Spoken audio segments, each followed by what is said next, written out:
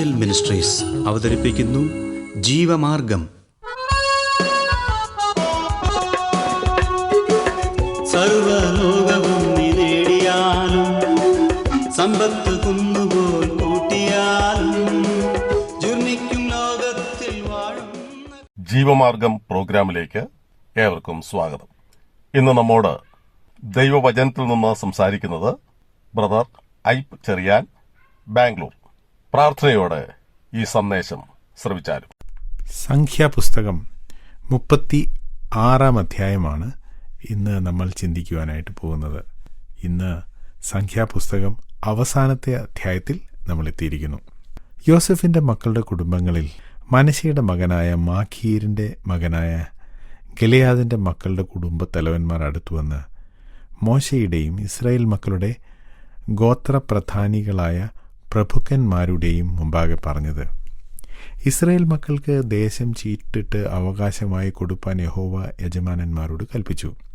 ഞങ്ങളുടെ സഹോദരനായ ശെലേഫഹാദിന്റെ അവകാശം അവന്റെ പുത്രിമാർക്ക് കൊടുപ്പാൻ യജമാനന് യഹോവയുടെ കൽപ്പനയുണ്ടായി. എന്നാൽ അവർ ഇസ്രായേൽ മക്കളുടെ മറ്റു ഗോത്രങ്ങളിലെ പുരുഷന്മാരിൽ വല്ലവർക്കും ഭാര്യമാരായാൽ അവരുടെ അവകാശം ഞങ്ങളുടെ പിതാക്കന്മാരുടെ അവകാശത്തിൽ നിന്ന് വിട്ടുപോകുകയും അവർ ചേരുന്ന ഗോത്രത്തിൻ്റെ അവകാശത്തോടു കൂടുകയും ചെയ്യും. ഇങ്ങനെ അത് ഞങ്ങളുടെ അവകാശത്തിൻ്റെ ഓഹരിയിൽ നിന്ന് പോയി പോകും. ഇസ്രായേൽ മക്കളുടെ യോബേൽ സംവത്സരം വരുമ്പോൾ അവരുടെ അവകാശം അവർ ചേരുന്ന ഗോത്രത്തിൻ്റെ അവകാശത്തോടു കൂടുകയും അങ്ങനെ അവരുടെ അവകാശം ഞങ്ങളുടെ പിതൃഗോത്രത്തിൻ്റെ അവകാശത്തിൽ നിന്ന് വിട്ടുപോകുകയും ചെയ്യും. അപ്പോൾ മോശ യഹോവയുടെ വചനപ്രകാരം ഇസ്രായേൽ മക്കളോട് കൽപ്പിച്ചത്, യോസെഫിൻ്റെ പുത്രന്മാരുടെ ഗോത്രം പറഞ്ഞത് ശരി തന്നെ. യഹോവ ശെലേഫഹാദിൻ്റെ പുത്രിമാരെക്കുറിച്ച് കൽപ്പിക്കുന്ന കാര്യം എന്തെന്നാൽ, അവർ തങ്ങൾക്ക് ബോധിച്ചവർക്ക് ഭാര്യമാരായിരിക്കട്ടെ, എങ്കിലും തങ്ങളുടെ പിതൃഗോത്രത്തിലെ കുടുംബത്തിലുള്ളവർക്ക് മാത്രമേ ആകാവൂ. ഇസ്രായേൽ മക്കളുടെ അവകാശം ഒരു ഗോത്രത്തിൽ നിന്ന് മറ്റൊരു ഗോത്രത്തിലേക്ക് മാറരുത്. ഇസ്രായേൽ മക്കളിൽ ഓരോരുത്തൻ താൻ്റെ പിതൃഗോത്രത്തിൻ്റെ അവകാശത്തോട് ചേർന്നിരിക്കണം. ഇസ്രായേൽ മക്കൾ ഓരോരുത്തൻ താൻ്റെ പിതാക്കന്മാരുടെ അവകാശം കൈവശമാക്കേണ്ടതിന് ഇസ്രായേൽ മക്കളുടെ യാതൊരു ഗോത്രത്തിലും അവകാശം ലഭിക്കുന്ന ഏത് കന്യകയും തൻ്റെ പിതൃഗോത്രത്തിലെ ഒരു കുടുംബത്തിൽ ഒരുത്തന് ഭാര്യയാകണം. അങ്ങനെ അവകാശം ഒരു ഗോത്രത്തിൽ നിന്ന് മറ്റൊരു ഗോത്രത്തിലേക്ക് പോകരുത്. സംഖ്യാപുസ്തകം അവസാനത്തെ ഭാഗത്ത് ഇസ്രായേൽ മക്കൾക്ക് ദൈവം വാഗ്ദത്തം കൊടുത്ത ദേശത്ത് ചെല്ലുമ്പോൾ അവർക്ക് കിട്ടുന്ന ദേശം എങ്ങനെയൊക്കെ അവകാശമാക്കണം എന്ന കാര്യമാണ് പറയുന്നത്. ഇസ്രായേൽ മക്കൾ ദൈവം അവർക്ക് അവകാശമായി കൊടുക്കാമെന്ന് പറഞ്ഞ ദേശം കൊടുക്കില്ല എന്ന് വിശ്വസിച്ചതുകൊണ്ടാണ് അവരുടെ യാത്ര ഇത്രയധികം താമസിച്ചത്. എന്നാൽ ഇപ്പോൾ അവർക്ക് ഏതാണ്ട് ഉറപ്പായിരിക്കുന്നു അവർക്ക് ദേശം ലഭിക്കും. അതവർ വിശ്വസിച്ചതുകൊണ്ടാണ് ഇങ്ങനെയൊരു പരാതി ഉണ്ടായത്. മനശ്ശെയുടെ ഗോത്രത്തിലുള്ള ചില ആളുകൾ വന്ന് മോശയോട് പരാതി പറയുകയാണ്. കാരണം 26 അധ്യായത്തിൽ ശെലേഫഹാദിൻ്റെ പെൺമക്കൾ, അയാൾക്ക് പെൺമക്കൾ മാത്രമേ ഉണ്ടായിരുന്നുള്ളൂ, അവർ പറഞ്ഞു, ഞങ്ങൾ വിവാഹം കഴിച്ചു കഴിഞ്ഞാൽ ഞങ്ങളുടെ പിതാവിൻ്റെ പേര് ഇല്ലാതെയാകും, ആൺമക്കളില്ലാത്തതുകൊണ്ട്. അതുകൊണ്ട് ഞങ്ങൾക്ക് ഞങ്ങളുടെ പിതാവിൻ്റെ പേര് നിലനിർത്തുവാൻ വേണ്ടി നിങ്ങൾ എന്തെങ്കിലും ഒന്ന് ചെയ്യണം. അങ്ങനെ ദൈവം ഒരു വ്യവസ്ഥ വെച്ചു. ആൺമക്കളില്ലാത്തവർക്ക് അവരുടെ പെൺമക്കളുടെ പേരിൽ അവകാശം, അല്ലെങ്കിൽ ആ പെൺമക്കൾക്കുണ്ടാകുന്ന മക്കൾ അവരുടെ പിതാവിൻ്റെ പേര് നിലനിർത്തും. അങ്ങനെ ഒരു കാര്യം 26 അധ്യായത്തിൽ നമ്മൾ കണ്ടതാണ്. ആ പെൺകുട്ടികൾ വന്ന് അങ്ങനെ ഒരു പരാതി പറഞ്ഞതുകൊണ്ട് ആൺമക്കളില്ലാത്തവർക്കെല്ലാം അതുകൊണ്ട് ഗുണമുണ്ടായി. ആ സംഭവത്തിൻ്റെ അനുബന്ധമായിട്ടുള്ള കാര്യമാണ് 36 അധ്യായത്തിൽ വായിക്കുന്നത്. ഇവിടെ ആ ഗോത്രത്തിലുള്ള മറ്റുള്ളവർ പറയുകയാണ്, ശെലേഫഹാദിൻ്റെ മക്കൾ വിവാഹം കഴിച്ചു കഴിഞ്ഞാൽ അവരുടെ പിതാക്കന്മാരുടെ അവകാശം അവർക്ക് കിട്ടും. എന്നാൽ അവർ വേറെ ഏതെങ്കിലും ഗോത്രത്തിലുള്ളവരെ കല്യാണം കഴിച്ചാൽ ഞങ്ങളുടെ ഗോത്രത്തിന് ലഭിക്കുന്ന അവകാശം അവർക്ക് കൊടുക്കുന്നത് വഴി അവർ ഏത് ഗോത്രത്തിലേക്ക് വിവാഹം കഴിച്ച് അയക്കപ്പെടുന്നുവോ ആ ഗോത്രത്തിന് ഞങ്ങളുടെ ഗോത്രത്തിലെ അവകാശം ലഭിക്കും. അങ്ങനെ ഞങ്ങൾക്ക് നഷ്ടമുണ്ടാകും എന്ന് അവർ പറയുകയാണ്. അവർ പറഞ്ഞത് ശരിയാണ് എന്ന് ദൈവവും പറഞ്ഞു. അതിനൊരു പരിഹാരമാർഗം ദൈവം പറഞ്ഞു കൊടുത്തു. അതിതാണ്, ആൺമക്കളില്ലാത്ത ആളുകളുടെ പെൺമക്കൾ അവർ വിവാഹം കഴിക്കുമ്പോൾ അവർക്ക് ഇഷ്ടമുള്ളവരെ വിവാഹം കഴിക്കാം. പക്ഷേ അവരുടെ ഗോത്രത്തിലുള്ളവരെ മാത്രമേ വിവാഹം കഴിക്കാവൂ.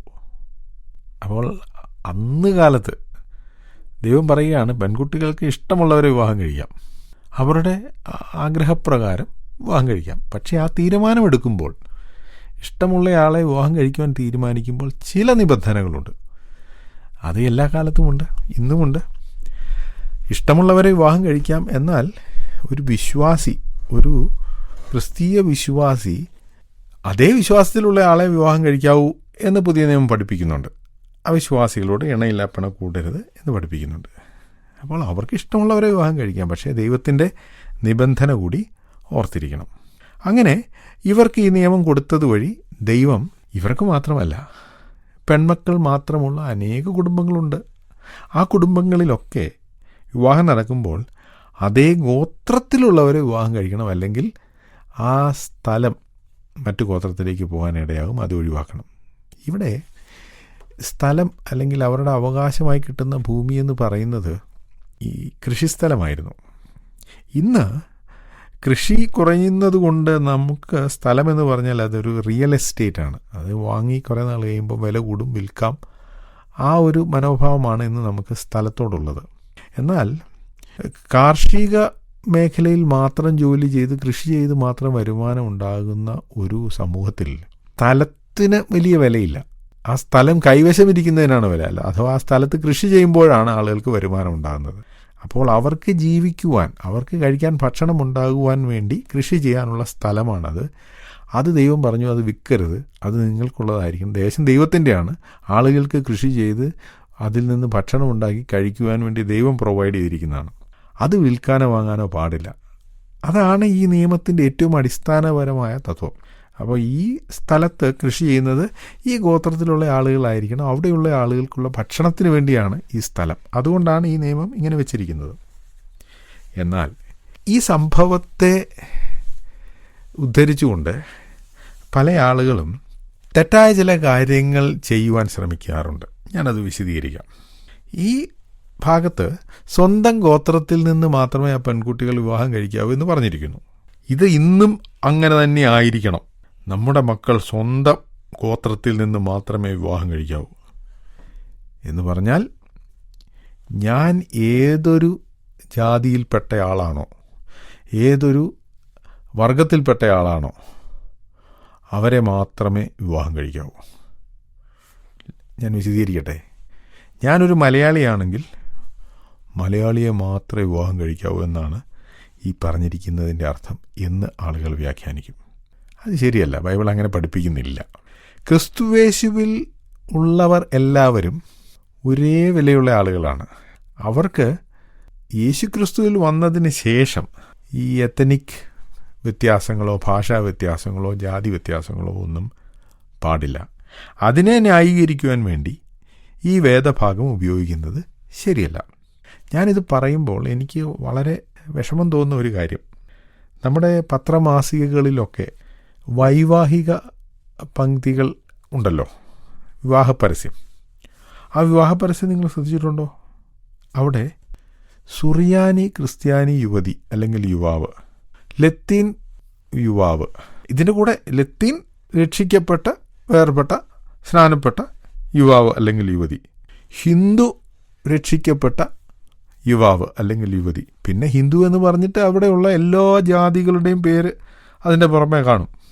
എന്തിനാണ് ഇതൊക്കെ ആളുകൾ ചെയ്യുന്നത്? ശരിയാണോ? ദൈവവചനം പറയുന്നത് ശരിയല്ലെന്നാണ്. കാരണം നമ്മൾ യേശുക്രിസ്തുവിൽ വിശ്വസിച്ച് പുതിയ മനുഷ്യനായി കഴിഞ്ഞാൽ ആ പുതിയ മനുഷ്യൻ്റെ പ്രത്യേകത എന്താണെന്ന് കൊലോസിലെ 3-ാം അധ്യായത്തിൽ നമ്മൾ വായിക്കുന്നുണ്ട്. അതിങ്ങനെയാണ്: നിങ്ങൾ പഴയ മനുഷ്യനെ അവൻ്റെ പ്രവർത്തികളോടുകൂടെ ഉരിഞ്ഞു കളഞ്ഞു, തന്നെ സൃഷ്ടിച്ചവൻ്റെ പ്രതിമ പ്രകാരം പരിജ്ഞാനത്തിനായി പുതുക്കം പ്രാപിക്കുന്ന പുതിയ മനുഷ്യനെ ധരിക്കുന്നുവല്ലോ. അതിൽ, അതായത് ആ പുതിയ മനുഷ്യനിൽ, യവനനും യഹൂദനും എന്നില്ല, പരിച്ഛേദനയും അഗ്രചർമ്മവും എന്നില്ല, ബർബരൻ, ശകൻ, ദാസൻ, സ്വതന്ത്രൻ എന്നുമില്ല, ക്രിസ്തു അത്രേ എല്ലാവരിലും എല്ലാം ആകുന്നു. അപ്പോൾ ഈ ലോകത്തിലുള്ള ജാതി സംബന്ധമായ സാമൂഹിക ഉച്ചനീചത്വങ്ങളോ വിദ്യാഭ്യാസത്തിൻ്റെയോ ധനത്തിൻ്റെയോ അടിസ്ഥാനത്തിലുള്ള ഉച്ചനീചത്വങ്ങളോ ഒന്നും ഒരു ക്രിസ്തു വിശ്വാസിക്ക് പാടില്ല. പരസ്പരം ചേരുന്ന ആളുകളെ വിവാഹം കഴിക്കുന്നു, അതിൽ തെറ്റില്ല. എന്നാൽ ജാതിയുടെ അടിസ്ഥാനത്തിൽ മാത്രമേ കല്യാണം കഴിക്കാവൂ, അത് ദൈവവചനം പഠിപ്പിക്കുന്നു എന്ന് പറയരുത്. ദൈവവചനം അത് പഠിപ്പിക്കുന്നില്ല. പ്രത്യേകിച്ച് സംഖ്യാപുസ്തകം 36 അധ്യായത്തിൽ പറയുന്നത്, യേശുക്രിസ്തുവിൽ വിശ്വസിച്ച് ദൈവമക്കളായി തീർന്നവർ സ്വന്തം ജാതി, സ്വന്തം മതം അല്ലെങ്കിൽ സ്വന്തം പശ്ചാത്തലം നോക്കിയേ കല്യാണം കഴിക്കാവൂ എന്നാണ് പഠിപ്പിക്കുന്നത് എന്ന് ചിന്തിക്കരുത്. അത് ശരിയല്ല. സംഖ്യാപുസ്തകത്തിൻ്റെ അവസാനം ദേശം വിഭാഗിക്കുന്നതിനെക്കുറിച്ചാണ് പറഞ്ഞിരിക്കുന്നത്. അതിൻ്റെ അർത്ഥം ദൈവം അവർക്ക് വാഗ്ദത്തം ചെയ്തത് താൻ നിവർത്തിച്ചു എന്ന് കാണാം. ഈ സന്ദേശം ശ്രദ്ധിച്ച എല്ലാ പ്രിയപ്പെട്ടവർക്കും കർത്തൃനാമത്തിൽ നന്ദി. ബൈബിൾ കറസ്പോണ്ടൻസ് കോഴ്സിൽ ചേർന്ന് പഠിക്കുവാൻ ആഗ്രഹിക്കുന്നവർ മേൽവിലാസം അയച്ചു തന്നാലും പ്രാർത്ഥനാ വിഷയങ്ങളും അറിയിക്കുമല്ലോ.